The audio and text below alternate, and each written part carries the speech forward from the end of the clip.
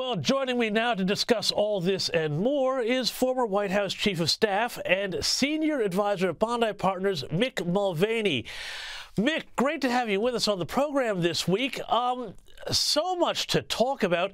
More and more people in the media are finally beginning to talk about Biden and his physical decline and all the things that keep happening on the world stage. Now, a little bit later in the program, I'm going to show more of what happened at the D-Day commemorations. But Mick Mulvaney, when you see things like the president's odd behavior at massively important events, like the 80th anniversary of D-Day, including appearing to fall asleep, being confused about where he was going when he got out of his car, and a lot of other stuff, what does this tell you about, A, his ability to get through the next debate, but also what other world leaders are thinking about who's at the helm of the U.S.?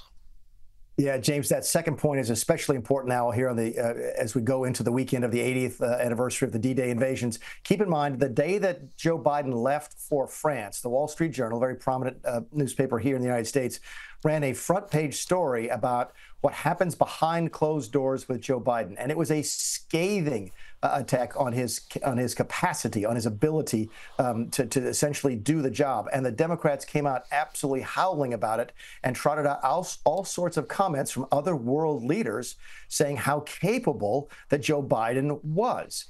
It sort of provide a balance to this Wall Street Journal accusation. And then you see what you saw today at Normandy, which was stunning, on the stage with Macron, and clearly just not in the right mind to be president of the United States. So it's going to be a bigger issue as we move to the debates. Keep in mind, we're less than a month away now from the first debate.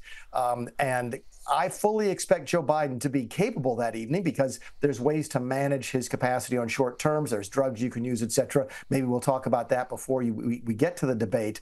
But all eyes of the world, not just of the U.S., will be on Joe Biden, not only just at the debate here at the end of this month, but from now until the next election, because the man is clearly slipping. There's evidence of it almost every single day.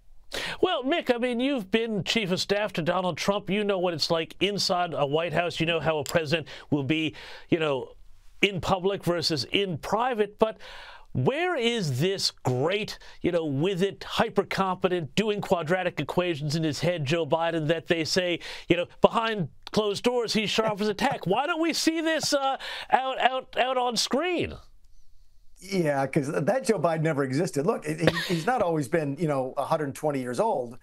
He has been younger and been more capable, there's no question, but no one ever accused Joe Biden of doing quadratic equations. I mean, no one, he was able to find the door by himself to get out of a room. At this point, we're not really sure that's by himself. But no, Joe Biden, I think another senator years ago described him as one of the most famously stupid members of the Senate. And I think that was another Democrat who said that. So no, listen, you don't have to be a genius to be the president of the United States. There's no question about that, but you have to be there. You have to be on the job. You have to be competent to do it. And I think the things like what we saw today on the stage at Normandy are going to continue to raise the questions as to whether or not Joe Biden can do the job. Look, this is how it boils down, and this is how I explain it to people in this country. See if this resonates. Since y'all speak English most of the time as well, it comes down to the 4 I's. The 2024 election for Joe Biden is the 4 I's. It's inflation, immigration, Israel, and incapacity. He's going to have to figure out a way to deal with all 4 of those things if he's going to expect to be reelected.